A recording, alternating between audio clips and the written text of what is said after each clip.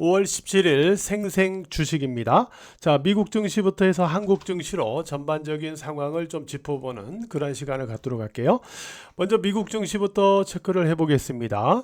금요일에 미국 증시는 3대 지수가 모두 하락으로 마감을 했죠. 나스닥 지수를 기준으로 놓고 보면 여기에서부터 진행됐던 상승이 여기까지 올라왔어요.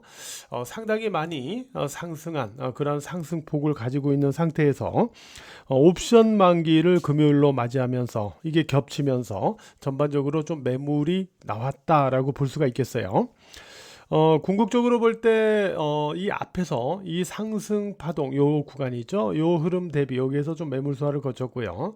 그 다음에 추가로 올라가는 이 파동의 이 구간이 여기에 비해서 좀 짧아요. 여기에 비해서 좀 짧다라는 소리는 궁극적으로 일단 이쯤에서 전반적으로 좀 매물 소화 국면을 다시 가져갈 가능성도 있다. 이렇게 볼 수는 있겠습니다. 다만 5일 이평선을 지지로 해서 움직이다가 금요일에 하향한 거기 때문에 우리가 지지를 하향을 해도 1, 2거래일 만에 다시 회복을 해주면은 지지로 의제한다라고 말씀을 드리고 있죠.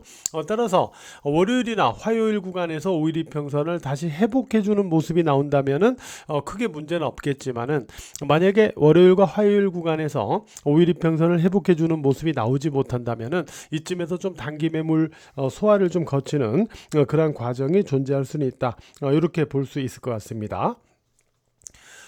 전반적으로 제가 앞에서 이제 이런 말씀을 드렸어요. 앞에 바로 직전에 생생 주식 방송에서 뭐라고 말씀을 드렸냐면은 인플레이션, 그러니까 전쟁의 후유증으로 인해서 나타날 수 있는 게 바로 대표적인 게 인플레이션이죠. 인플레이션을 이유로 해서 조정이 나타날 경우에는 좀 주의를 해야 된다라고 말씀드렸던 거 기억나시죠?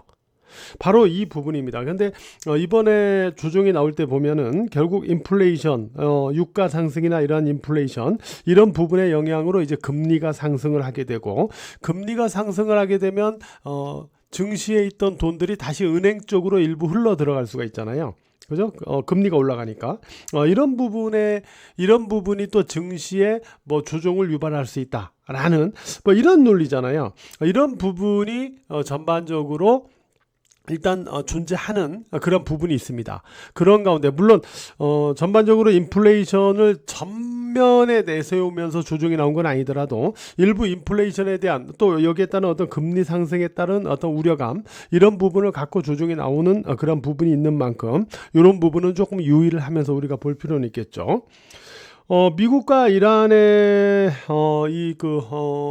현재 국면은 계속 신경전만 벌이고 있는 상태예요. 계속 신경전을 벌이고 있다 보니까 WTI 국제유가 자체도 계속 지금 현재 105달러, 그러니까 100달러 아래로 떨어지지를 못하고 있죠.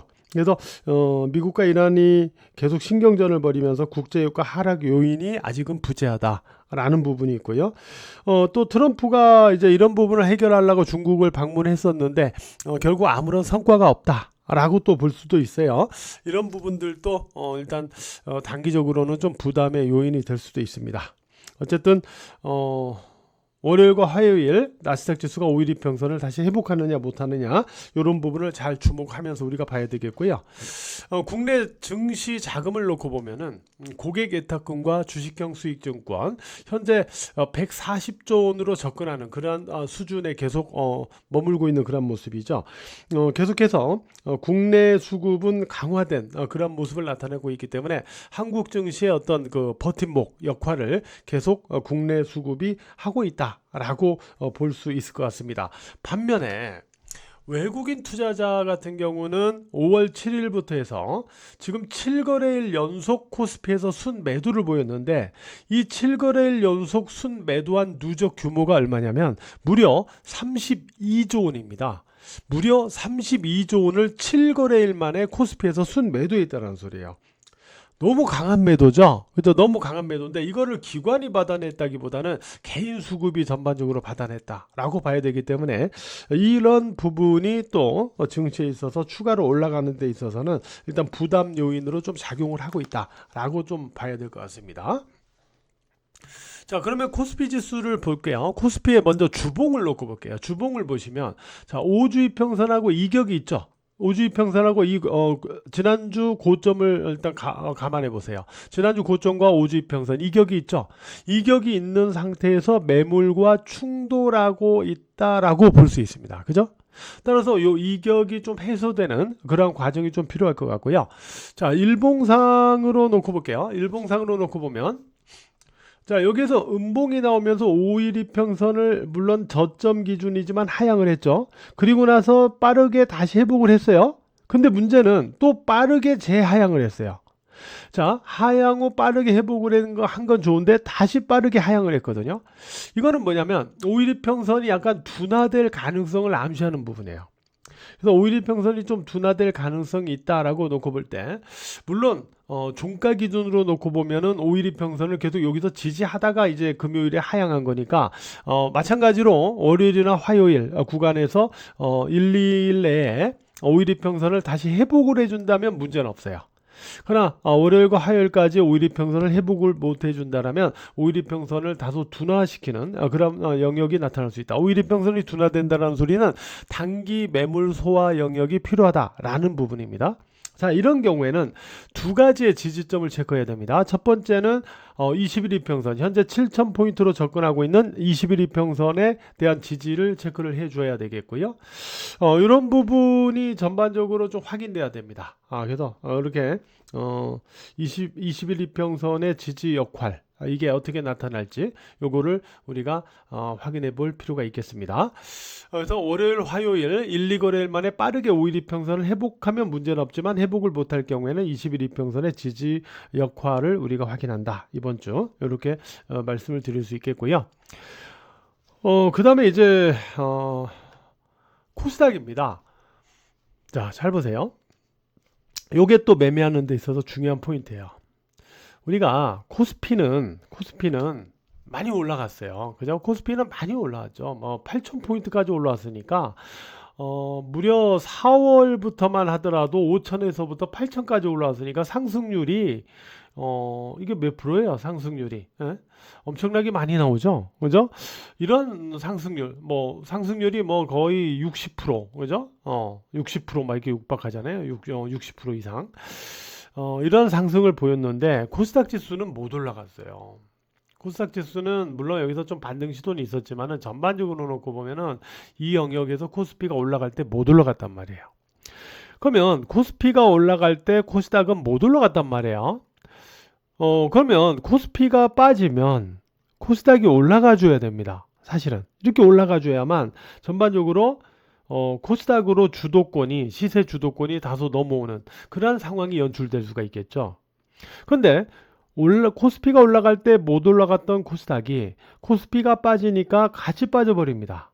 이 얘기는 무슨 소리냐면 여전히 주도권은 코스피가 지고 있다는 소리예요.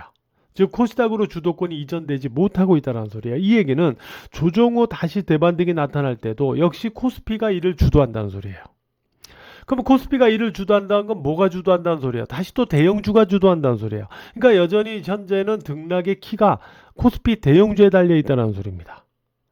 이를 염두에서 우리가 체크해야 된다라고 지금 당장은 봐야 될 것 같아요. 물론 코스닥이 그런다고 해서 끝난 건 아닙니다.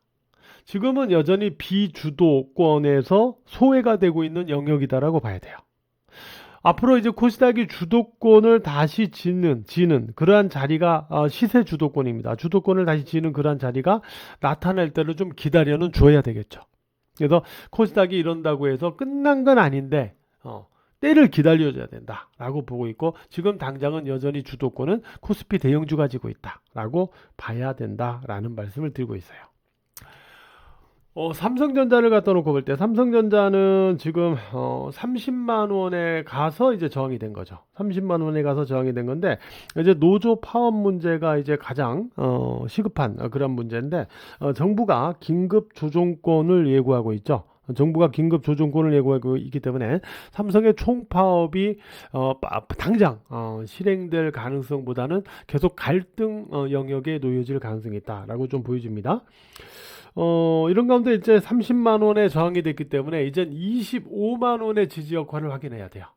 25만 원의 지지 역할을 확인해야 됩니다. 30만 원에 저항됐기 때문에 약간 21 이평선하고 좀 맞물립니다. 그래서 삼성전자 같은 경우는 바로 25만 원 또는 21 이평선의 1차적인 지지를 확인해야 되겠고요. 아울러서 앞에서 만든 상승갭이 보이죠? 상승갭. 요 상승갭 영역의 상단과 하단을 각각의 지지선으로 놓고 또 후속 2차, 3차 확인을 해줘야 돼요. 일단 5일 이평선을 지지하다가 역시 금요일에 하향한 거니까 다시 월요일, 화요일에 빠르게 회복을 해주면 문제는 없어요. 문제는 없습니다. 이때는 다만 이제 월요일, 화요일에 빠르게 5일 이평선을 회복하지 못할 경우에는 20일 이평선 그리고 이 상승갭의 상단과 하단을 각각 지지선으로 설정해 놓고 지지점을 확인한다라고 보시면 될 것 같습니다. 일단 여전히 국내 수급은 대형주를 선호하고 있죠. 국내 수급이 대형주를 선호하고 있어요.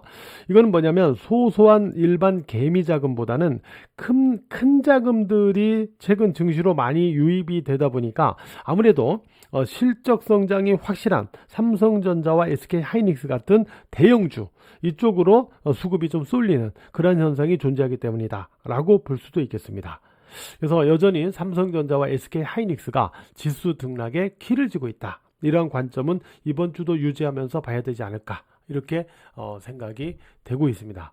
최근에는 뭐 현대차 같은 종목도 많이 올랐죠. 그래서 저희 주식장인거 멤버십 분들은 삼성전자 그리고 현대차 조종이 나왔을 때 아래에서 계속 물량 얻거나 비중이 적은 분들은 계속 잡아라 라고 말씀을 드려왔고 이 두 종목은 일단 수익이 많이 나는 그런 상황이 나왔는데 여전히 아직까지는 이번 주 나타났던 국내 증시의 등락을 놓고 볼 때 여전히 이번 주 역시 국내 증시의 등락은 코스피 대형주가 키를 쥐고 있는 것 같다 이렇게 말씀을 드렸습니다. 증시가 뭐 끝난 건 아닌데요. 증시가 끝난 건 아닌데 단기 매물 소화 영역이 필요하냐 아니냐 이거를 이제 우리가 확인하는 그런 자리가 이번 주가 되지 않을까 이렇게 보여줍니다. 자, 휴일 남은 시간 잘 마무리하시고요. 이번 주 한 주도 파이팅하는 그런 시간 갖기 바랍니다.